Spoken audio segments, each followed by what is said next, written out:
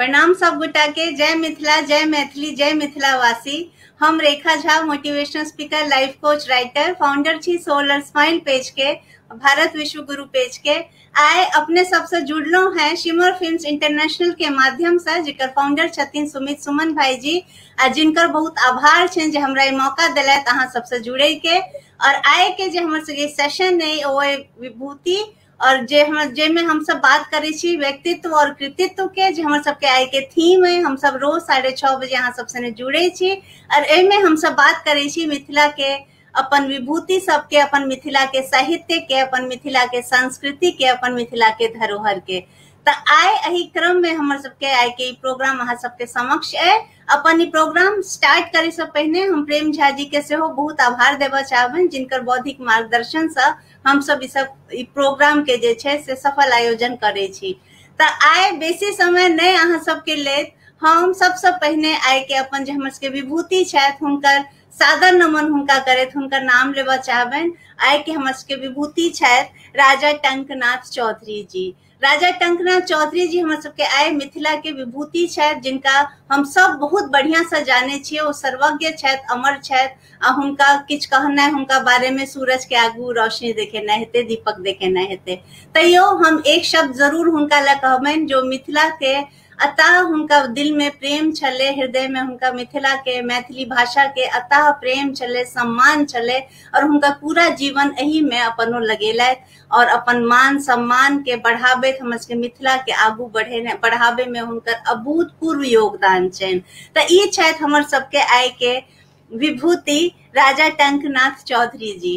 और साथ में जे हमर सबके व्याख्या करता छथि, हुनका इंट्रोड्यूस करे से पहले, हुनका बारे में किछ कहे से पहले हम ई जरूर कहबन जे जा पर कृपा राम की होई ता पर कृपा करे सब कोई। तो आए हमरा ऊपर शिमर फिल्म्स इंटरनेशनल के ऊपर भगवान राम कृपा केलखिन है, जे आए हमरा सब सने आए के हमर सबके व्याख्या करता जी जुड़लैथ है।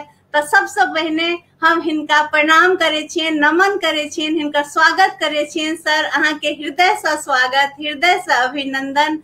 हमरा पास शब्द नहीं है बतावे ले, कते खुशी हमरा अंदर से भ रहल है जे एहन महान व्यक्तित्व से हमरा ईश्वर मौका दिलैथ है वार्तालाप करे के। तो हम अपना आप के बहुत ही सौभाग्यशाली समझ रहल छी। सब दर्शक सबके सेहो हम बहुत आभार देबा चाहबन जे अहाँ सब अपन समय निकाले छी, हमरा सबसे जुड़े छी। तो आय के जे हमर सबके व्याख्या करता सर छथि, ओ सर्वज्ञ छथि, हुनका कोनो परिचय के मोहताज नहीं छथिन। ओ अंतरराष्ट्रीय लेवल पर सर के जे व्यक्तित्व छन अपने छन। तैयो हम दू शब्द सर के बारे में जरूर कहबा चाहबन। हमर सबके आय सर छथि डॉक्टर बुद्धिनाथ मिश्र जी। सर अहाँ के बहुत प्रणाम, बहुत आभार। सर ला हम कहा चाहबन प्रणाम सर। बहुत बहुत धन्यवाद। अहाँ रेखा छी, हम मात्र बिंदु छी। नहीं सॉरी अपने के बड़प्पन छन सर, जे कहाँ राजा भोज और कता गंगू तेली वाला बात भ गेले है। तैयो हम अपने के बड़ा खुशनसीब समझे छी जे अपने के समक्ष बैस के अपने के साथ वार्तालाप करे के हमरा ईश्वर आय मौका दिलैथ है। तो सर के बारे में हमें जरूर कहा चाहबन। सर अंतरराष्ट्रीय ख्याति प्राप्त कवि, साहित्यकार, गीतकार छथि। सर नवगीत के गीत जे छे आरंभ केलखिन, नया प्रयोग के लाए सर समाज ले। 101 से ज्यादा सर विदेश के भ्रमण कर चुकल छथि, आ हुनकर साहित्यिक यात्रा रहलन है सबटा। भारत के प्रतिनिधित्व सर कर चुकल छथि, और sir Swayam Prabha holistic centre for language and literature के संस्थापक अध्यक्ष छथि। सर के जे सम्मान छे ओ हम पढ़ने शुरू करबे तो हमरा लगे वो प्रोग्राम उहे सबटा खत्म ओही में भ जेते। तो बहुत कोनो आवश्यकता नहीं सर, तैयो हम अपना आप के सम्मान बुझे छी जे हम अपना बारे में एक दू लाइन बाइज पा रहल छी। तो सर के एक दूटा लाइन सम्मान ला हम जरूर कहबन जे सर मिथिला विभूति, कवि रत्न, मास्को के अंतरराष्ट्रीय पुष्किन सम्मान में साहित्य भूषण सम्मान, दुष्यंत कुमार अलंकरण, काव्य वीणा, एहि सब से सर जे छै सम्मानित भ चुकल छै। भारतीय ज्ञानपीठ से नवनीत ले सर के पुरस्कार भेटलनि हैं। दिनकर और बच्चन सम्मान से सेहो सर पुरस्कृत छथि, सम्मानित छथि। तो सर सबसे पहले समर फिल्म्स इंटरनेशनल के तरफ से अहाँ के हृदय से आभार दै छी जे अपने कीमती समय निकाल के हमरा सबसे ने जुड़लौं। सब दर्शक के तरफ से अहाँ के सम्मान में, अहाँ के आदर में नतमस्तक होइत अहाँ के स्वागत करे छी सर। बहुत बहुत धन्यवाद, बहुत बहुत धन्यवाद। एकर जे छै से अहाँ के सुमित जी के सेहो छन, दुनूटा मिल के कर रहल छी, बहुत नीक लागि रहल अछि। और एकर जे उद्देश्य छै से बहुत नीक छै जे मैथिल जे विभूति छथि सब क्षेत्र में ओहि हुनका से समक्ष आनल जाय। एहि दिशा में हमर सबके प्रयत्न बहुत बेसी नहीं रहल अछि, तो आई जी भ रहल अछि से बहुत बढ़िया छै जे एकरा माध्यम से धीरे धीरे संकलित क के जे हमर इहो दिशा अछि, हमर इहो दिशा अछि, अहू दिशा में हमर उपलब्धि अछि से मानल जा सकै छै। बड साधुवाद दै छी अहाँ सबके जे बहुत नीक काज कर रहल छी। प्रणाम सर, अपने के बहुत प्रणाम। कार्यक्रम के आरंभ करे से पहले अपने से एक निवेदन हम जरूर करबें जे अपने अपन एक गीत से शुभारंभ करथिन एहि प्रोग्राम के। नहीं तखन बात के वास्ते रह दियो, पहले जे पहले जे मूल उद्देश्य छै तेकरा पर काज कैल जाए। तो कारण जे जब कविता पाठ करबे तो फिर कविता पाठे हेतै, बुझलिए? तो से अलग ठीक छै सर, देखल जेतै। अपने के बहुत बहुत प्रणाम करै छियनि। कारण समय बहुत कम छै और बात कहबाक छै। टंकनाथ चौधरी के, राजा टंकनाथ चौधरी के विषय में से अहाँ एक संक्षेप में एक टिप्पणी केने छियै। राजा टंकनाथ चौधरी से जे हम प्रभावित भेलौं दू कारण से। एक तो हुनकर पिता के नाम सेहो बुद्धिनाथ छलनि, राजा बुद्धिनाथ चौधरी। जी हमहूँ बुद्धिनाथ छी। जी सर। दोसर बात की जे एखन जे समस्या आबि गेल छै जे पश्चिम बंगालो से धीरे धीरे से अपना हाथ से निकलि रहल छै। ओहि समय में ओहन विभूति के स्मरण केने जे कि जे बांग्लादेश जे आइ कहबै छै, ओहू में दिनाजपुर क्षेत्र में जाके और अपना के स्थापित केनाइ एकटा बड़का बात छै। तो ओ छला, ओ कटिहार के छला। कटिहार के लग में से एकटा गांव छै दुर्गागंज। ओ दुर्गागंज को छला, कटिहार के पासे में छै। ओते के छला और 1884 में हुनकर जन्म भेल छलनि। पिता के नाम वह कहबे केलहुँ जे बुद्धिनाथ चौधरी उनका पिता के नाम छलनि। जी वस्तुतः जे एहिमे दू तरहक बात आबै छै। एहि क्षेत्र में से विशेष अनुसंधान के आवश्यकता छै, कारण जे कन्फ्यूजन बहुत छै। कारण पहिने तो गूगल में अहाँ देखबै तो जन्म तारीख देने छनि हुनकर 1888, जे गलत छै। कारण जे 1885 में तो हुनकर पिता के देहांत भ गेलनि, तो 88 में कोना जन्म लेथिन? तो तही से भेलै कि जे 1884 में हुनकर जन्म भेलनि और 21 साल के बाद 1885 में से बुद्धिनाथ चौधरी जी के देहांत भ गेल।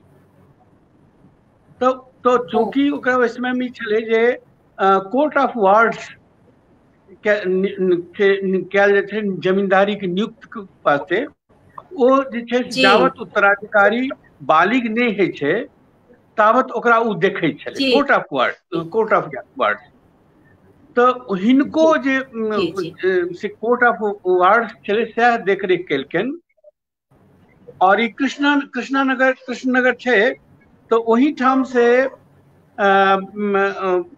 एकटा छै नवद्वीप जिला में कृष्णनगर, ओतय से प्रारंभिक शिक्षा हुनका ओतय भेटलनि कृष्णनगर में। चूंकि अब देखियो उस समय तो बंगाल बहुत विस्तार छलै उस समय में, तो यानी बिहार और ओकर बाद बंगाल, और बंगाल के सीमा चले से एकदम बर्मा तक जी तो उस पूरा बंगाल कहै छै। तो ओहि में से ई छोट छोट सीमा नहीं छलै, इसमें छोट छोट सीमा बनला के बाद समस्या उत्पन्न भेल। कृष्णानगर में से प्रारंभिक शिक्षा के बाद वो गला कलकत्ता में प्रेसिडेंसी कॉलेज में, और प्रेसिडेंसी कॉलेज से वो बीए अंग्रेजी और फिलोसफी में केले। तकर बाद ओ से की कहे छै एमए के वास्ते से हो नाम लिखा नेने छला, लेकिन तावत 1904 में से ओ बालिग भ गेला, 20 साल के भ गेल छला। तो कोर्ट ऑफ वार्ड छले से हुनका से कहलकन आब अहाँ जमींदारी सुलझा लिया, अहाँ आब देखू जी। तो ओकर बाद जे छै से टंकनाथ चौधरी जमींदारी देखऽ लागला और चलि गेला दिनाजपुर के जे छै अथी ओतऽ दिनाजपुर एकटा एखनो बहुत नीक जगह छै। अहाँके बतबै छी जे ओहिठाम दूटा छै, दिनाजपुरो दूटा छै, एकटा उत्तर दिनाजपुर एकटा दक्षिण दिनाजपुर। और देखबै जे दक्षिण उत्तर दिनाजपुर में से लगभग 49% दुनू आबादी छै, मुस्लिम आबादी और हिंदू आबादी। एखनो 2011 के जे मत जनगणना भेल छै तहू में से देखबै जे 49 के छै, लेकिन दिनाजपुर के किछु क्षेत्र एहन छै जतऽ कि एखनो से 87% हिंदू छै, जखन कि अहाँ से हाँ पश्चिम बंगालो में से अहाँ ई नहीं कह सकै छियै। एहिठाम 63% से बेसी हिंदू आबादी नहीं छै और बाकी छै से मुस्लिम आबादी छै। तो ई जे वातावरण बनायल गेलै कि एखनो धरि ओहिठामक जे आदिवासी छै, ओहिठामक जे स्थानीय लोग छै, तेकरा मन में कोनो प्रकारक कटुता नहीं छै। वाह वाह। राज परिवार के प्रति कोनो कटुता नहीं छै। राजबाड़ी एखनो बहुत लोकप्रिय छै। एहन सन बुझियौ जे राजौर जे छलै, राजौर से मालदुआ सेहो कहल जाइ छलै। तो ओकर नाम से टंकनाथ चौधरी अपन पत्नी के नाम पर राखि देने थी, रानी शंकरी जी। थाने के नाम रानी शंकरी राखि देने छलथिन। वाह वाह। और एखनो जे छै से सब किछ के भेला के बादो ओ रानी शंकायले कहबै छै। रानी शंकायल के नाम से वो उपजिला छै, एखनो चर्चित छै, ओहिठाम ओतऽ परिवर्तन नहीं भेल। दोसर बात जे जो ओहिठाम जे हुनकर जे राजबाड़ी छै जी, ओहि पूरा इलाका के जी सर, पूरा इलाका के लोग सब जे छै से टंकनाथ चौधरी राजबाड़ी अही नाम से जाने छै। वाह। अही नाम से एखनो जाने छै। और सबसे बड़का बात ई कहू जे हुनकर सबके व्यक्तित्व के ई असर छलै जी जे एखन धरि ओकरा से सरकार अधिग्रहण नहीं केलकै। वाह वाह सर। उ राजबाड़ी जे छै से 10 एकड़ में छै। वाह। और दू तल्ला मकान छै। दू तल्ला मकान बहुत बड़ा विस्तार के साथ, ओहिमे से अपन मिनगो गाछ छै, नारियरो गाछ छै, सुपारियो गाछ छै, और आमो गाछ छै, ई सब जतेक छै। दूटा पोखरि छै। वाह। चूँकि माने बुद्धिनाथ माने कहै छै गणेश जी जी अपन बुद्धि के दाता अपन पुत्र के नाम उ टंकनाथ जे रखलखिन शिव पर रखलखिन। शिव के नाम टंकनाथ जी जी शिव पर रखलखिन। तो ओहि राजबाड़ी के अंदर अब तू खंडहर भ गेले हन। अच्छा। खंडहर भ गेले हन, ओकर में खाली मालजाल सब चरे छै, लेकिन क्यों दावा नहीं केने छै एखन धरि। वाह सर वाह, अद्भुत जानकारी। एतेक सब किछु भेलाक बादो से ओहिठाम केओ दावा नहि करै छै। एहन सन जे सरकारो अधिग्रहण नहि केलकै। एहिठाम जे छै अपना बिहार में मैथिल कतेक स्टेट छै ओकर सब फिर सरकार अधिग्रहण कऽ लेलकै। जी ओकर खिस्सा जी कहब तऽ बहुत माने दुखद स्थिति छै। जी सर। हम एकेटा उदाहरण बतबै छी। हमर पढ़ाई लिखाई जे भेल अछि से काशी में से जी सर। बरारी स्टेट के काली मंदिर छै ताहिमे भेल छै। जी सर। काल्हि यात्री जी के छलनि जन्मदिन, जी तो ओहिमे बहुत सब चर्चा भेलै। लेकिन यात्री जी के जे शिक्षा छै, संस्कृत के शिक्षा, प्रारंभिक शिक्षा संस्कृत के कोनो BA MA तऽ केने नहि छले जी ओ जी तारा मंदिर में रहि के, ओहो मैथिल स्टेट। हमर जे सबसे कहब ई अछि जे बिहार में जतेक मैथिल स्टेट छै रहले अछि, जी ओकर बहुत बड़ा योगदान विद्या के विकास में, कला के विकास में और ओहि क्षेत्र के जे समाज कल्याण के विकास में जी बहुत बड़का रहले। जी सर। लेकिन जे नया जे जब लोकतांत्रिक व्यवस्था में जे जी राज्य सरकार अयलै हँ तकर सौंदर्य बोध एतबे छै जे बरारी स्टेट के जे भागलपुर में एकटा अलग हवेली छलै, जी जय हवेली में से सांस्कृतिक कार्यक्रम हमेशा होइत रहे। अच्छा। माने देश भर के की कहू जे विदेश के कोन कलाकार हेतै, कोन गायक हेतै, कोन नृत्य के अथी कलाकार छै जे कि ओतऽ नहीं आयल हेतै ओहि अच्छा। हवेली में। जी ओ बनायले गेल छलै ओही दृष्टि से। वाह। लेकिन ओकरा राज्य सरकार अधिग्रहण कऽ लेलकै। आ हम जब भागलपुर गेल रही एक बेर देखऽ के वास्ते, देखलहुँ जे ओहिमे पशुपालन विभाग कयल गेल छै। हाँ, बहुत दुखद छै सर। कतौ सांस्कृतिक कार्यक्रम के अथी अहाँके नहीं किछु समझ में आबैया तऽ जे सांस्कृतिक विभागे ओहिठाम खोलि दियौ। सही सर, बिल्कुल सही। मिथिला के संस्कृति नहीं, लेकिन एहिठाम जतेक केओ छै दुनिया भर के गप करता, माइक पर बहुत क्रांति के बात करता, लेकिन जे जी वस्तुतः जे छै हमर सबके कमी, ओहि कमी के जी तरफ नहीं ध्यान दे आ किछु करबो नहीं करता। तो ताहि जी दृष्टि से हम देखे छी जे देखियो जे बांग्लादेश के सरकार के की कहे पूर्वी पाकिस्तान जब छले उ जी 1971 में से जाके ओकरा से सब तोड़ फोड़ भेल छले। जी लेकिन तैयो ओहि बिल्डिंग साधारण बिल्डिंग नहीं छै। 10 जी एकड़ में राजबाड़ी छै। जी पूरा दिनाजपुर में अहाँ कतौ चलि जेबै, ओहि इलाका के नाम छै ठाकुर गांव। जी ठाकुरो गांव हुनके नाम पर छै। वाह। ठाकुर गांव एहि दुआरे कहल गेलै जे ओहिठाम से जे हुनकर जे राजबाड़ी छै, राजबाड़ी के खंडहर आब बचले हन। जी कहियो जाइके चाही कोई, अहाँ सब प्रोग्राम बनाओ जे कनि की सब कोरोना समाप्त हेतै जी तऽ जरूर, कम से अवश्य कम सर।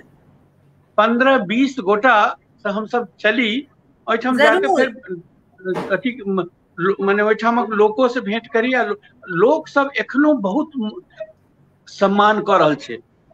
वाह वाह वाह। माने जँ अहाँ जेबै, माने जी एगोटा गेल छला तऽ हुनका से लोक बुझलखिन जे ई से चौधरी परिवार के आयल छथि तऽ आब एतऽ रहता, एतऽ व्यवस्था सब ठीक कऽ के रहता, खुशी वाह मनबैत। वाह तऽ सर, वाह, ओहिठाम अद्भुत से अद्भुत।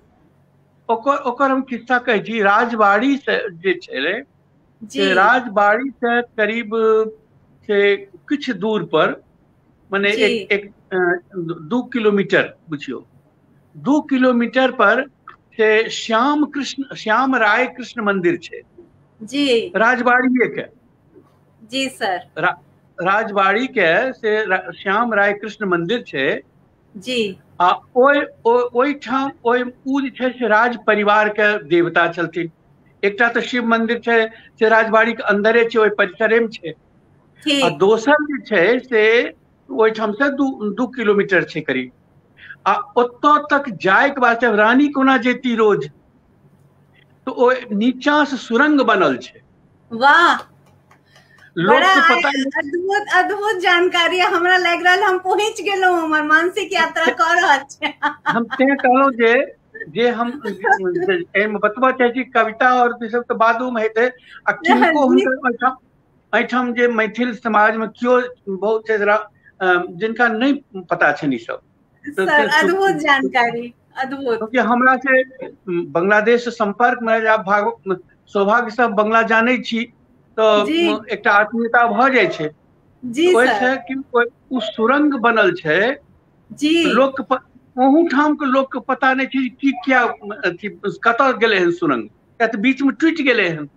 लेकिन ओ अच्छा। सुरंग जे छले से मंदिर तक जाइत रहे, श्याम राय कृष्ण मंदिर ओकर नाम छले। और वाह श्याम वाह राय कृष्ण मंदिर में रानी जाके पूजा करैत रहैत। ओ मंदिर एखनो छै, वाह ओ मंदिर एखनो छै। आ ओहि मंदिर के बगल में से जे ओ राजौर क्या के छले जी जगह, ओहि जगह के नाम बदल के चौधरी जी, टंकना चौधरी जी कह देलखिन कटिहार हाट।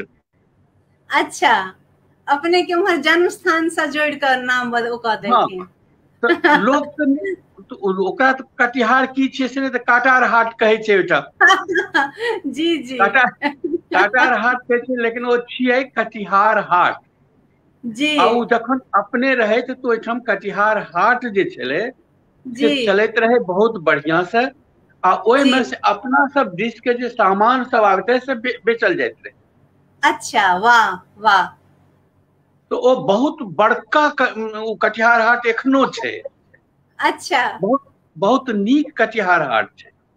जी एकटा बात तऽ ई, दोसर बात ई जे ओहि श्याम राय कृष्ण मंदिर में जी से अब कहल जाय छै जे बुद्धिनाथ चौधरी जी से सेवायत छला। सेवायत अच्छा। जे होइ छै से ओ पुजारी से कनिक बढ़ के छै, पूजो करे छै, ओकर प्रबंधो देखे छै। ठीक ठीक ठीक। पूजो करे छै और प्रबंधो देखे छै। जी जी। तो ओहि ठामक लोक से जे पता चलल जे ओतऽ जे छै से पहिने ई सब नहीं छला, माने चौधरी जी के परिवार नहीं छले। अच्छा। चौधरी जी के परिवार जे छै बुद्धिनाथ चौधरी या हुनकर पितामह ई सब वही जी। मंदिर में, क्या वो मंदिर जे छै बहुत पुरान छै। अच्छा अच्छा। 300-400 साल पुरान छै। ठीक। तो ओहि मंदिर में से माने परंपरागत ढंग से वो सब पूजा करैत रहे। ठीक। आ ओ ई राजबाड़ी तो एखन जे बनले हैं से तो या बुद्धिनाथ चौधरी बनेनाइ शुरू केने छला जी। और टंकनाथ चौधरी ओकरा पूरा केने छला। अच्छा। ठीक। टंकनाथ चौधरी के से चौधरी उपाधि जे छै जी से ब्रिटिश गवर्नमेंट देने छले जी। 1925 में। ठीक।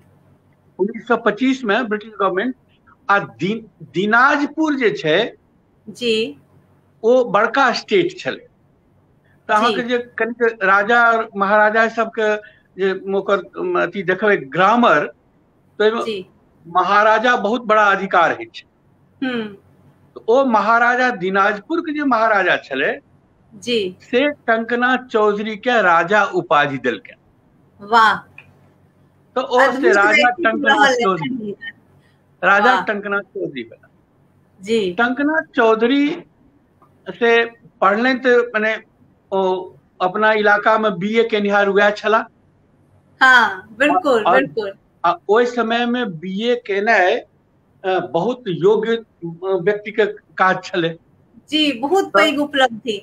बहुत पैघ उपलब्धि छले। तो टंकनाथ जी चौधरी जब ओतऽ रह लागला, तो भेलै कि जे ओहिठाम जे राजबाड़ी पहिने छले, एखुनका छै खंडहर से तो छोड़ दियौ, जे ओहिठाम जे पहिने जे राजबाड़ी छले जी तकर जे राजा यानी जमींदार छले जी।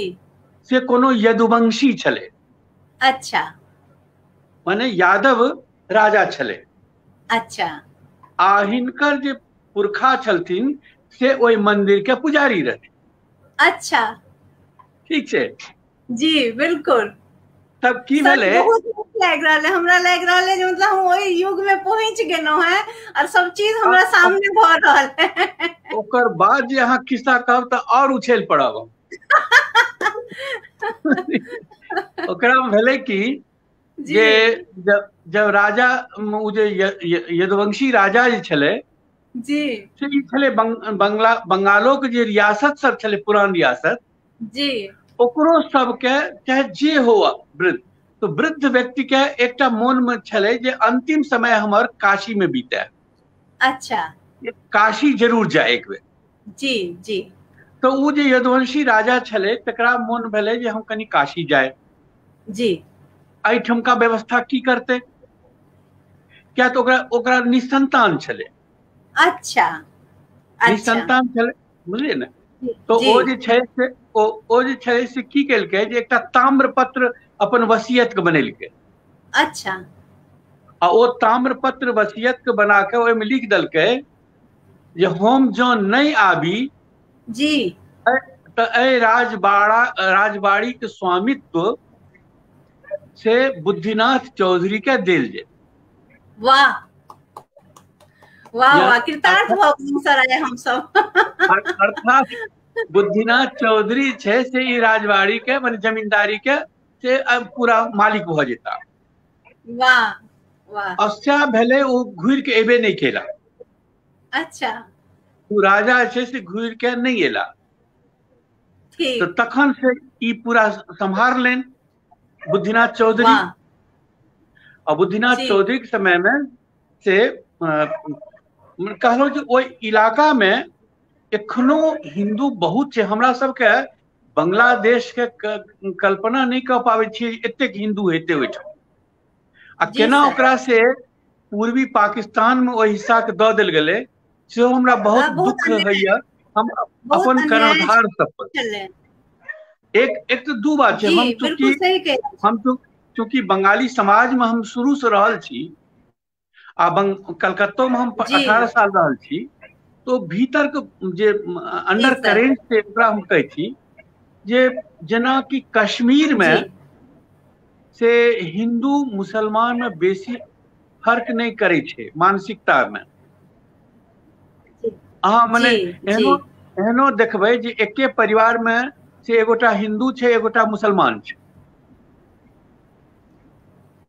जी सर ठीक छै। जी जेना कि अहाँ से हालांकि सिख तऽ अपन पंथ छियै, अपन अपने शाखा छियै, है छै सनातन हाँ हाँ परिवार। तो ओहिमे एगो सिख ओहिमे तऽ देल जाइत छलै जे बड़का बेटा जे हेतै से सिख पंथ में जेतै। बंगाल में सेहो से वाला जी जी बिल्कुल बंगाल में भाषा और संस्कृति के बंधन एतेक सुदृढ़ छलै जे ओहिठाम ई सांप्रदायिक चेतना नहीं छल। अच्छा सांप्रदायिक वाह चेतना नहीं छलै। अहाँके जे श्याम राय कृष्ण श्री कृष्ण मंदिर जे छै से ओहिना यथावत रहलै हन। जी 1971 में जे युद्ध भेल छलै ओही में जी बंगाल जे पाकिस्तानी सब जे छलै अथी सब माने सेना कहियो या जे कहियो, ओ हाँ सब हाँ से हाँ ओहि मंदिर में बम मारलकै जैसे ओकर मंदिर के ओहो छत उड़ि गेलै। ओहि मंदिर में एखनो छत ओ नहीं छै। बाकी चारू अच्छा कात अहाँ देखबै, ओ, हाँ चारू कात ओहिठाम छै लोग सब, ओ पूजा उपासना जी सब होइ छै। ओहि मंदिर के जी प्रबंध एखन जे छै से इस्कॉन कऽ रहल छै। इस्कॉन जे छै अच्छा से ओहि मंदिर के देख रेख कऽ रहल छै। आ लोक सब जे जी स्थानीय लोक सब छै ओ स्थानीय लोक सब ओकरा से करतै। लेकिन अहाँ देखबै जी छत नहीं छै एखन। एहिमे किछु अपनो देश के अच्छा अथी सरकार के करैके चाही, आगाँ बढ़ैके चाही। जेना अपन देश के सरकार जी सर इंडोनेशिया ई सब में केलकै हन। आइए हम से प्रधानमंत्री जी के लिखलिए ना, बांग्लादेश में कएटा मंदिर छै। एकटा शिव मंदिर छै जे कि जी बछड़ा जगह छै शिव मंदिर ओ करीब बुझियो जे 700-800 साल पुरान छै। अच्छा 700-800 साल से ओ पूजा के केंद्र छियै, अच्छा लेकिन ओ जीर्ण शीर्ण भऽ गेलै।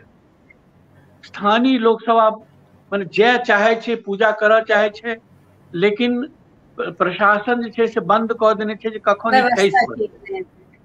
तऽ हम एहि लेल ओ से प्रधानमंत्री जी के से मेल केलियन हन कि भाई भारत सरकार की काज छियै जी कि रिनोवेशन और मेंटेनेंस जी तो सर ज्यादा दोसर ठाम छै एहन शिव मंदिर या कोनो मंदिर छै हिंदू मंदिर, तो ओकर से जी मेंटेनेंस के करे के जी अगर दायित्व भेटे छै तो ओकरा करे के चाही।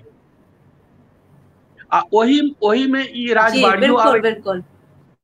राजबाड़ी जे छै से साधारण घटना केंद्र नहीं छियै। अगर एकरा पर कनिक हमरा सबके समाज अगर ध्यान दै, ओहि राजबाड़ी के से रिनोवेट कऽ जी के पूरा केंद्र बना के आ मिथिला के सांस्कृतिक केंद्र ओकरा बनायल जा सकै छै। लेकिन ओकरा वाह वास्ते विजन चाही, ओकरा वास्ते विजन चाही, ओकरा वास्ते सही कह रहा जे जी काज करऽ पड़तै। वो माइक से सही सर बाजला से बिल्कुल सही क्रांति नहीं है, आपने माइक से बाजला से बिल्कुल सर क्रांति नहीं है। बिल्कुल बिल्कुल तो सर जमीनी ई धरातल पर करऽ पड़ते हैं। जी जमीन नहीं धरातल पर। अहाँके एकटा बात और कहै छी जी जे अ, अ, टंकना चौधरी जी चूंकि पढ़े लिखे वाला लोग छला, जी तो पढ़े लिखे वाला तो ओ से अपना पिता के नाम से, क्योंकि पिता के तो हुनका भेटो नहीं भेलन, एक साल बड़ा तो दुखद अथी सर, बहुत दुखद दुखद छले। छै ई तो अध्याय। हाँ, तो पिता के नाम से जी तो उनका स्मृति में से BN इंस्टीट्यूट खोलने छला ओते। जी BN इंस्टीट्यूट मतलब बुद्धिनाथ इंस्टीट्यूट। जी जी जी लेकिन आब ओकर नाम बदल गेले, आब ओकर नाम भ गेले है से रखलक आत्मा ओकर छै बचल, ओ जी छै रानी सांकाइल पायलट उच्च विद्यालय। अच्छा हुनकर जे धर्म पत्नी छलखिन हैं हुनका नाम पर हाँ, ओ ओ जगह के नहीं, ओ जगह के नाम तो रानी शंकाइल छियै। जी तो ओ ताहि दुआरे रानी शंकाइल आ दुनू बात भ गेलै, हुनकर पत्नी के सेहो भ गेलै। आ जी तो ओ जे छै से पायलट उच्च विद्यालय, ओहिठाम पायलट जे छै से मने जे अग्रणी स्कूल है छै तकरा पायलट कहै छै। अच्छा तो अच्छा अब पायलट उच्च विद्यालय कह के खोलल गेलै जी आ ओ एखन चलि रहल छै। अच्छा, दोसर बात जे हम कहलहुँ, चूंकि बहुत अध्येता छलथिन, पढ़ल लिखल लोग छलथिन, जी अब जमींदारी छलै तो कोनो कमी तो छलै नहीं। तो ओहि राजबाड़ी में से बहुत बड़का टा पुस्तकालय छलै। जी अब जखन ई भेलै जे पुस्तकालय अब जब ई राजबाड़ी खत्म भेलै, उहो 1947 में से दूटा काज भेलै 1947 में। एकटा तऽ जे जिन्ना के जे डायरेक्ट एक्शन छलै, जेकरा में जे हिंदू के काटो मारो से छलै डायरेक्ट एक्शन। जी कलकत्ता में करीब 4000 लोग खत्म कऽ देलकै। तो एकटा डायरेक्ट एक्शन छलै, दोसर की भेलै जे भारत विभाजन भऽ गेलै। तो ओ जी जे हिस्सा छै दिनाजपुर हिस्सा जे छै से पूर्वी पाकिस्तान में चलि गेलै। अच्छा तो पूर्वी तें हेतु 1947 में से राजा टंकनाथ चौधरी ओतऽ से चलि एला अपना देश। अच्छा अपना देश के मतलब या तो कलकत्ता में छला और किछु दिन फिर कटिहार में छला।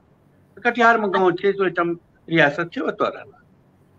तो ई एकटा छै जे हालांकि उनका जन्म तिथि जे अथी मृत्यु के जे तिथि बतायल जाइ छै ओ जी मिले नहीं छै, कारण जो ओहिठामक जे कॉन्सेप्ट छै, लोक के कॉन्सेप्ट जी जे 1947 तक छला राजा।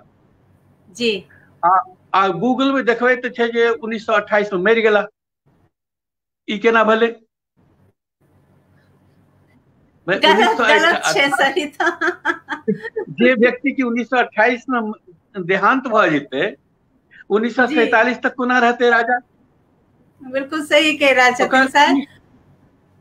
ई सब चीज छै से अध्ययन करक वास्ते ओकरा जो शोधार्थी छै से पूरा लाइक के आ जे जी बंगला बहुत नीक जकाँ जानै छै, या अगर बंगला नहीं जानै छै तो ओहिठाम नहीं काज कर पड़तै। जी जी जी कुछ कुछ अथियो सब बनल छै वीडियो सब, लेकिन वो ओहू में से बहुत कंफ्यूजन छै। कारण जी जे ओ सब जे छै से तऽ गेलै हैं, देखलकै हैं और ओकरा बना देलकै। लेकिन एकटा छै जे जी सर एखनो जे टंकनाथ चौधरी माने उनकर दुनू बापूत के मिल के जे राजबाड़ी बनेलखिन छल, ओ 110 साल करीब भऽ रहल जी छै और टस मस नहीं भेलै, खंडहर भऽ गेलै, लेकिन वाह ओकर जे देवाल छै ओकर अथी छै सब ओहिना छै। ओहिमे जे ई रेलवे लाइन के बहुत जे बढ़िया अथी, हाँ, इस्पात जे छै ने ओ लोहा के दऽ के रॉड दए के तखन ओ बनायल गेल छलै। पर दूतल्ला वाह मकान छलै, दूतल्ला बहुत विस्तार छलै। जी देख अहाँ जी कहियो अथियो पर कऽ के देख सकै छियै अगर रुचि हुए जी तऽ। ठाकुर गांव करबै ने या टंकनाथ चौधरी ठाकुर गांव ओहिठाम छै। ठाकुर गांव जे छै से जी पहिने डिवीजन छलै, आब ओ ठाकुर गांव जनपद भऽ गेलै, जिला भऽ ठीक गेलै। ठीक आ छै ई रानी सांकाइल जे छै से उपजिला भऽ गेलै, उप जनपद। अच्छा अच्छा जी रानी बहुत बढ़िया सांकाइल जे छै से उप जनपद छै। आ जी ओतऽ से मने ठाकुर गांव से 36 किलोमीटर छै करीब। जी आबै जाय जी के सुविधा छै, सड़क पिच छै, एके अथी छै, डबल नहीं छै, लेकिन बहुत बढ़िया पिच जी छै, जा सकै छी। ओकर बाद कयल जेतै, कहियो प्रयास कयल जेतै। सर अपने तो अपने हमरा सब पर कृपा करब, हमरा सबके लऽ चलब कहियो तऽ हम हाँ सब नहीं, देख कऽ ठीक कृतार्थ ठीक भऽ जाय। और सर अपने के ठीक छै, ठीक, आज्ञा रहन तऽ कनी हम दर्शक सबके सेहो नाम लेबऽ चाहबनि, अगर अपने आज्ञा देथिन तऽ। अवश्य, हाँ, सब अवश्य इम्हर अवश्य सब अवश्य, कनेक्ट भऽ रहल छथि। हाँ हाँ बिल्कुल अनूप बिल्कुल। कुमार झा जी, हम विजय व्रत जी, संजीव कश्यप जी, ईश्वर करुण जी, अंजना चौधरी जी, संजय झा जी, सब अहाँ के प्रणाम कर रहल छथि, स्वागत कर रहल छथि और सब कहे बहुत छथि बहुत अद्भुत आशीर्वाद, जानकारी आइ हमरा से भेट रहल है। हम बहुत दर्शक बहुत सबसे क्षमा आशीर्वाद। चाहब, हमरा नाम मिस भऽ गेल। हाँ सर आशीर्वाद दऽ रहल छथि सबके, आइ हम सब कृतार्थ भऽ गेलहुँ। एते बढ़िया जानकारी आइ हमरा सबके सर दऽ रहल छथि, एते बढ़िया हमरा सबके दर्शन करेलथि है सर। पूरा हमर सबके जाय के विभूति छथि अजय टंकनाथ चौधरी जी। सर हुनकर पूरा आवाज समेत, शिक्षा समेत, बहुत जीवनी समेत पूरा हुनका कृतित्व के हमरा सबके जानकारी देलथि है सर। ओहि लए अहाँके बहुत आभारी छियै, हम सब कृतार्थ भऽ गेलहुँ। अहाँ से एक बार औरो निवेदन करब, एक बार अहाँ के आज्ञा रहे तो हम बलराम कुमार झा जी के सेहो मैसेज पढ़ल चाहबै। रितेश मोहन झा जी जुड़लथि है, दुनू गोटे के सादर प्रणाम। हमरा आशा अइ जे प्रधानमंत्री जी से जे डॉक्टर साहब बात केलथि है ओकर ऐतिहासिक मंदिर सबके जीर्णोद्धार करता। जय मिथिला जय मैथिली। सर अपने जे आए प्रधानमंत्री जी के पत्र लिखलखिन है, ट्वीट केलखिन है, ओहि ला सब ईश्वर से कामना कर रहल छै जे अहाँ के जे सफल प्रयास से सुनल जाए, ईश्वर पर कृपा करथिन और अहाँ के हाथ से श्री गणेश भऽ जाए, अहाँ के जे योजना है ओ फलीभूत भऽ जाए सर। तऽ सर हमर रितेश मोहन झा जी से जुड़लथि है। अच्छा सर ओ अपने से निवेदन करबनि, अनिता दास जी जुड़लथि है, सर अपने से निवेदन करबनि कि आइ हमरा सबके जे विभूति छथि हुनकर मिथिला में योगदान तऽ अपने साथ साथ बताइए रहल छी, तैयो कनी और हम सब सुनऽ चाहे छी हुनकर जे मिथिला के योगदान छनि विशेष रूप से। अवश्य अवश्य अवश्य। कते समय छै अपना पास? सर छै, समय छै अखन। सर एकटा अच्छा ठीक, कविता जरूर सुनब अहाँ से, अहाँ के मधुर आवाज में मधुर कविता आइ हम कनी बेसी उद्विग्न छी एहि अथी के स्थिति के देख के। अच्छा ठीक दोसर छै दिन हम सर, सुना देब, दोसर दिन हम दूसर सुना बार देब। जुड़ब, आइ दूसर आइ बार जी आइ तऽ अहाँ सर। आइ तऽ अहाँ से भेंटे भेले हैं, तो एबे बराबर आबैत जी रहबै। जी जी हाँ, क्या टन ठीक छै छै सर, ठीक छै योजना छै, ठीक सुमित जी से क्या बेर जी बातो भेले हैं एहि संदर्भ में। जी जी तो जी जी तऽ ई जे छै से ओहि मने ओकर ओ जे मंदिर छै श्याम राय श्री जी कृष्ण मंदिर, ओकरा करीब 200 मीटर पर से तुलुक नदी छै। अच्छा तुलुक मने ओहिठामक लोक के से एतेक टंकनाथ चौधरी के सम्मान छै ओकरा मोन में, जी जो ओहिठाम एकटा एकटा नदी छै तकर नाम टोंगन नदी कह देलकै। वाह, माने अद्भुत टोंगन जानकारी नदी के सर। नदी के नामे कह देलकै टोंगन, टोंगन नदी। वाह, कते आउ कते चुंबकीय आकर्षण हेतनि हुनकर व्यक्तित्व में, कते हाँ, महान एखनो धरि छलथि। कतेक समर्पण छै, कतेक से सद्भाव छै ओहि परिवार के प्रति, ओहि राजबाड़ी के प्रति, से अहाँ मने अगर अद्भुत छै सर, अद्भुत छै। ठाकुर गांव अगर आबि गेलिए मने जनपद, आ उ ठाकुर गांव इलाका जे छै से पूरा जी बांग्लादेश में आम के वास्ते बहुत प्रसिद्ध छै, आम के गाछी के अच्छा वास्ते।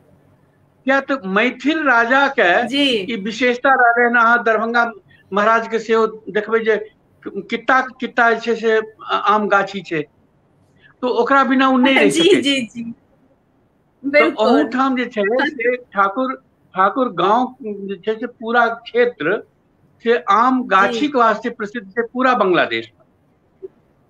और अच्छा ओहिठाम वाह, राजबाड़ी में से दूटा पोखरि छै, बड़का बड़का पोखरि। अच्छा माने अच्छा माछ माछ माछ कतऽ भेटतै?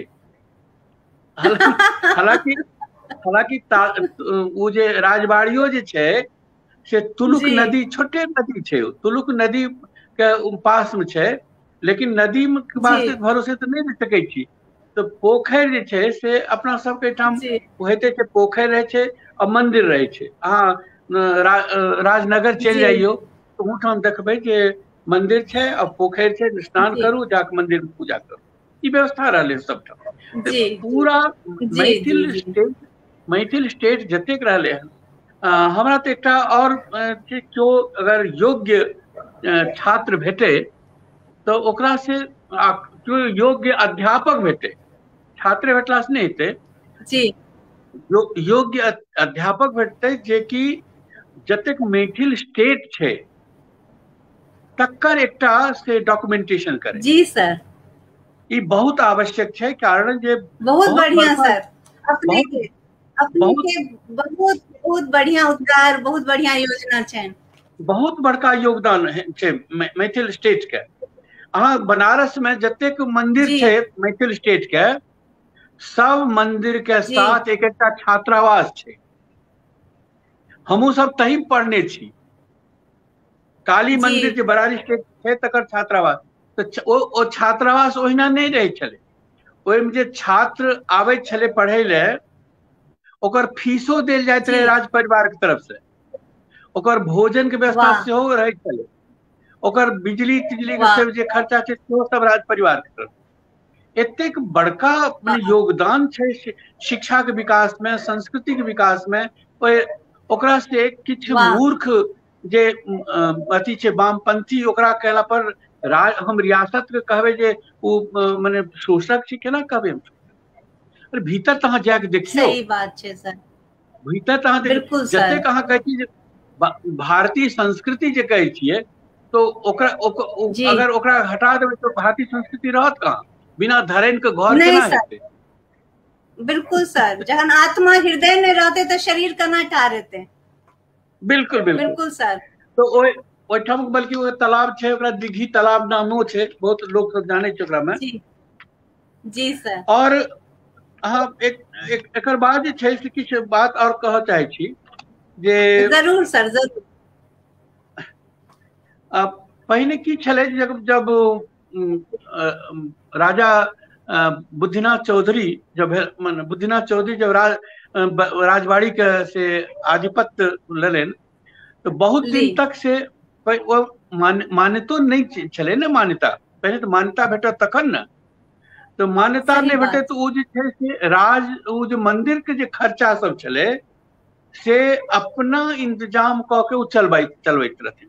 जबकि ओहिमे छलै जे मालगुजारी से वो चलते छल, टैक्स से चलते रहे। लेकिन जी टैक्स कोना लेथिन? वो टैक्स अधिकार नहीं चले, जमींदारी उनका अथी नहीं भेल छलै। जमींदारी के तो बाद में भेटलनि उनका लेकिन जी तावत तक वो चलबैत रहला बिना टैक्स के। इहो हुनकर जे निष्ठा छलनि ईश्वर के प्रति, मंदिर के प्रति, ओकर प्रमाण छी। दोसर बात की वाह जे वाह दिनाजपुर जे छै से वएह कहलहुँ दिनाजपुर में हिंदू आबादी बहुत छै। बहुलता छै जी कतौ जी कतौ कतौ कोनो एरिया छै जेमे कि 87% हिंदू छै। जी अहाँके 62% 63% कलकत्ता में अछि हिंदू के आबादी, आ ओतऽ एहन जी क्षेत्र छै जी जतऽ 87%। तऽ कोन छै जी हम सब की करे छियै जे मने चूंकि मीडिया जे छै से मीडिया कोनो गंभीरता से कोनो चीज दै नहि छै, ओकरा लगे छै जेनाकि जी बांग्लादेश कहलकै तऽ सबके सब मुसलमान भऽ गेलै, एना नहि छै। हाँ बिल्कुल सही के ओई तरह से बना, हाँ बिल्कुल बिल्कुल बंगाली समाज जे छै से शुरू से हम रहल छियै ओहि बीच में, तो हिंदू और जी मुसलमान जावत कि अहाँ जहर नहीं कियो अथी घोरे छै जे जिहादी जहर आ ई जहर आ ऊ जहर, तऽ तावत से ऊ सब हाँ अपना के हाँ एके हाँ मिला के रखै छै। तो तें एखन देखियौ जे दिनाजपुर के जे दुर्गा मंदिर छै, सही कहि दिनाजपुर रहल स्टेट छलै, महाराजा छलै, छी तो ओ दुर्गा मंदिर बनेने छलै। जी आ ओहि दुर्गा मंदिर में जी जे दुर्गा पूजा होइ छलै, एखन जी कलकत्ता में दुर्गा पूजा पर प्रतिबंध छै, लेकिन अहाँके अथी कहै हम्म छी जे बल्कि बनायल जाय समय तो दुर्गा पूजा के समय ई दिनाजपुर के जे दुर्गा पूजा छै से पूरा बांग्लादेश में सबसे श्रेष्ठ मानल जाइ छै। वाह वाह सबसे श्रेष्ठ दुर्गा पूजा दिनाजपुर के मानल जाइ छै, ई जानकारी देना चाहै छी। जी ओहिठाम और दू तीन टा और छै दिनाजपुर साथ साथ एकटा हरिपुर रियासत सेहो छै, ओहू में पहिने जी अपन बहुत अथी छलै, हिंदुए के छलै। और जी ये जे रानी शंकाइल जे छै, रानी शंकाइल ओकर नामे भऽ गेलै राजौर के, जी तो जी ऊ जे छै से देखबै अहाँके अथी ताकबै रानी शंकाइल स्टेशनो छै, रानी अच्छा शंकाइल स्टेशन छै, वाह आ रानी शंकाइल शहर सेहो भऽ गेलै, कस्बा जकाँ छै, शहर छियै। ओतऽ से करीब 7 किलोमीटर छै राजबाड़ी, तऽ ताहि दुआरे जाय आबे में कोनो अथी नहि छै, वाह बहुत नीक जकाँ जा सकै छियै। ये एतेक चीज छै जी से अगर ध्यान में रखी तऽ एकटा जरूर भऽ जी सकै छै जे अगर किछु एखन समय छै जखन कि हम जी एखन ताकि जावत कि अधिग्रहण नहीं होइ छै, सरकारी अधिग्रहण नहीं छै, तावत भारत सरकार के तरफ से या और कोनो तरह प्रकार से बांग्लादेश के सरकार, आज भगवान कृपा से बांग्लादेश के सरकार एखन अनुरूप छथिन अपन जे सांस्कृतिक वैशिष्ट्य छै तकरा लऽ के, तऽ जी हुनका से कहि के एकरा से एकटा केंद्र के रूप में विद्यापति केंद्र मान लियो, ऐड करबै तो जी विद्यापति जी एकटा एहन व्यक्ति छथिन जिनका नाम से बंगाली, मैथिल, नेपाली, असमिया सब सब जे छै से अवगत जुड़ि है जाइ छै। जी बिल्कुल तो बिल्कुल हमर अहाँके अथी के माध्यम से हमर ई विचार अछि जे या प्रस्ताव अछि जे ओहि राजबाड़ी के से अथी लऽ लेल जाय 99 साल के या अथी पर, ओकरा विद्यापति सांस्कृतिक केंद्र कऽ के चलायल जाय। हम बांग्लादेश के जे गांव के जे विकास छै तकर अहाँ तुलना नहीं कऽ सकै छी अपना गाम से।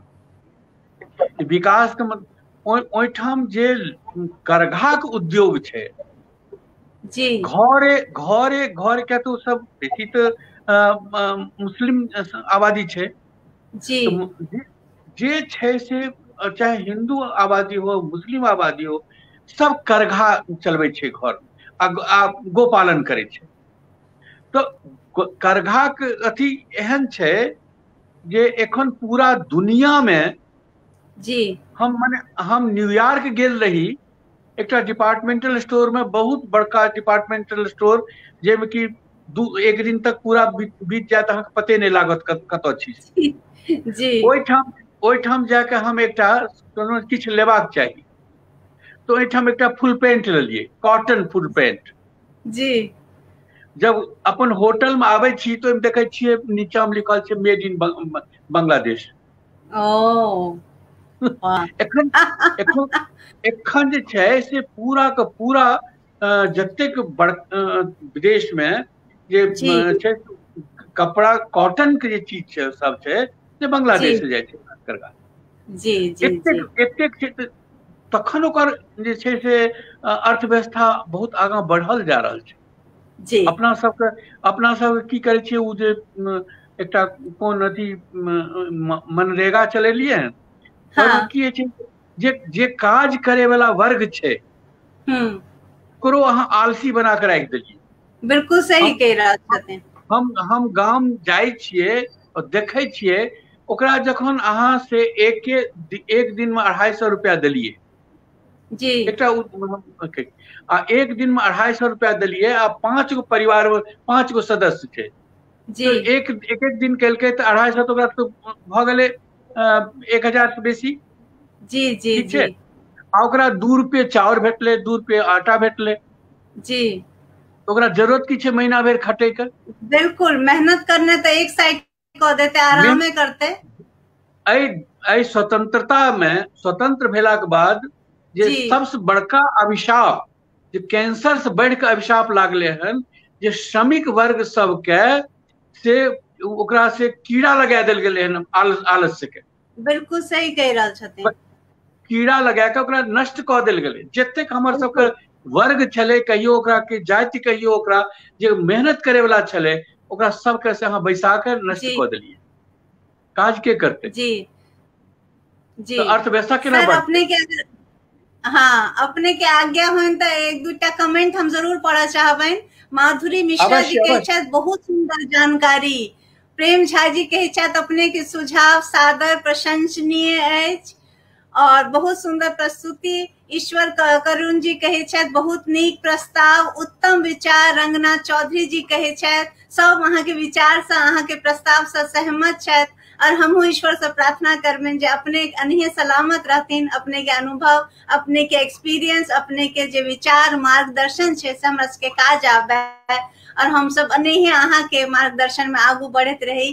सर आइ हमरा सबके किताब कर देनो आइ शिमर फिल्म्स इंटरनेशनल के तरफ से हम अपना आपके बहुत भाग्य बहुत मुश्किल छे वार्तालाप के लेकिन तैयो हमरा सबके समय के क्या कि समय के साथ आगे चलवा के तो सर अपने जे जानकारी दिलों जे हमर सबके अभिभूति छलथि राजा टंकनाथ चौधरी जी ओ अभूतपूर्व जानकारी हमरा सबके दिलों जे हमरा सबके कत्तो से और से नहीं भेट सके छला जानकारी। सर ओइला अहाँ के हृदय से आभार करे छी और सर अहाँ से एक निवेदन जरूर करब जे हमरा सबके प्लेटफॉर्म से एक संदेश सेहो हमरा सबके देल जाए ताकि हम सब और अपना आप के भाग्यशाली और कृतार्थ महसूस कर सकी।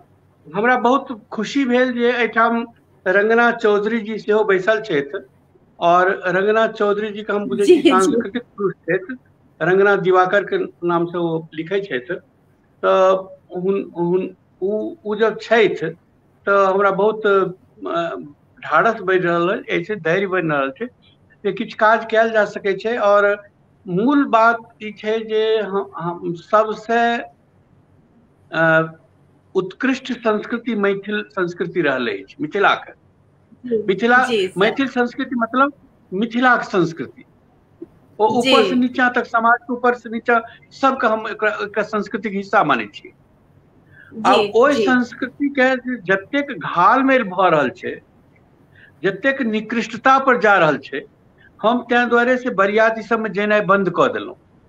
विवाह में पते नहीं लागे छै जे मैथिल बर के बियाह भ रहल छै कि पंजाबी बर के बियाह भ रहल छै।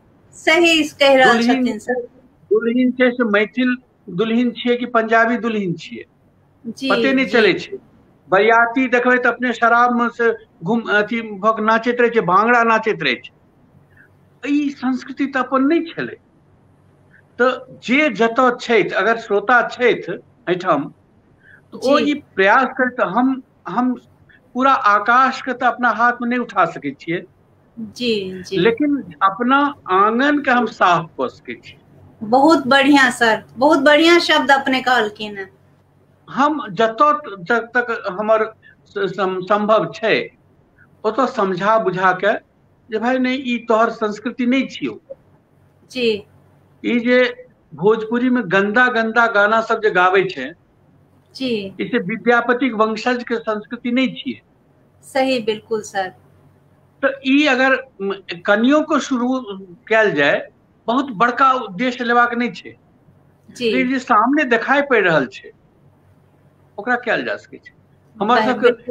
हमर सबके विवाह भेल छल बरियाती के पूछैत पूछैत परेशान कऽ दैत रहे जी अब वो सब बरियाती में आब के जाय छै ओकरा कोनो ओकरा केओ पुछनिहारे नहीं छै जी जे सरियाती से जे बैसल ओकरा ऐठ बचै छै से बरियाती खाय छै। सही कहै छथिन बिल्कुल सर, बिल्कुल सही कहि रहल छथि। एतेक निकृष्टता पर हमर संस्कृति आबि गेल अछि जे सबसे पहिने तो ओकरा पकड़नाइ जरूरी छै जी आ वह पकड़लहुँ तो सब किछु ठीक भऽ जाइ छै जी एतबा संदेश हमर छै। सर अपने बड़ा बढ़िया उद्गार केलथि है और सब इम्हर रिक्वेस्ट कर रहल छै जे जाइत जाइत अपन गीत से हमरा सबके आइ नहीं सर सुनता है हम सब दोबारा सर से जुड़बै हम अगला बार सर रहता है तो सर जरूर गीत सुनता है तो रंगनाथ चौधरी जी फेरो कह रहल छै एक बार फिर फेरो है गीत के फरमाइश कर रहल छै तो क्षमा चाहे छै सर आए और शिमर फिल्म्स इंटरनेशनल के तरफ से अहाँ सब दर्शक के बहुत आभार दै छी जे अपने कीमती समय निकाल के हमरा सबसे ने जुड़े छी और जे आए हमरा सबसे ने हमरा सबके व्याख्या करता चाहत हुनका ले हमरा पास शब्द नहीं है। हमरा अंदर से इच्छा नहीं है प्रोग्राम समाप्त करे के लेकिन क्या कि हमरा सबके समय के मान रखवा के सर अगर कोनो गलती भ गेला तो हमरा से तो क्षमा कर दे और अपने आए अहाँ बहुत नीक संचालन करू अहाँ रेखा छी हम बिंदु छी सर यहाँ के महानता है जे हम तो किछ नहीं छी सर लेकिन अहाँ के महानता है जे अपने हमरा एते बढ़िया विचार से संबोधित केलहुँ है सर अहाँ के प्रणाम करे छी और अहाँ के एक बार फेरो धन्यवाद करे छी शिमर फिल्म्स इंटरनेशनल के तरफ से सब दर्शक गण के तरफ से और आइ के प्रोग्राम इम्हरे समाप्त करे छी। और सर अहाँ जो उद्गार केलहुँ है अब बहुत नीक शब्द में जे अपने कहलखिन है जे आकाश नहीं हाथ में लऽ सके छी कोनो बात नहीं पर सामने के आंगन के धरती के तो हम सब समेटे सके छी तो ये बहुत बढ़िया सर संदेश देलखिन है और हमहू अपना तरफ से व्यक्तिगत रूप से कोशिश करब जे अपने जे संदेश देलखिन है ओकरा आत्मसात करी और ओकरा और आगू बढ़ावी। तो सर यही शब्द के साथ आइ के प्रोग्राम में समाप्त करे छी। जय मिथिला, जय मैथिली, जय मिथिलावासी। प्रणाम सर। सब श्रोता का हमरा दिस से नमस्कार और आशीर्वाद और धन्यवाद। बहुत बहुत धन्यवाद सर अहू के और सब श्रोतागण के से हो।